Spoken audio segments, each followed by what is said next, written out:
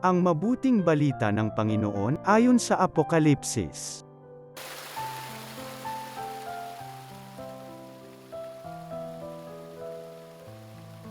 Sumainyo ang pagpapala at kapayapaan mula kay Hesukristo, ang tapat na saksi, ang unang nabuhay sa mga patay, at hari ng mga hari sa lupa. Iniibig niya tayo, at sa kanyang pagkamatay ay pinalaya niya tayo mula sa ating mga kasalanan. Ginawa niya tayong isang liping maharlika upang maglingkod sa Diyos at kanyang Ama bilang mga saserdote. Kay Hesukristo ang kapurihan at kapangyarihan magpakailanman. Amen.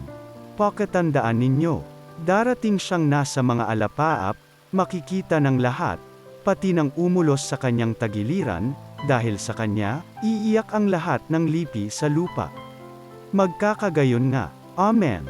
Ako ang Alpha at ang Omega, wika ng Panginoong Diyos na makapangyarihan sa lahat, Diyos sa kasalukuyan, sa nakaraan, at siyang darating. Ang mabuting balita ng Panginoon.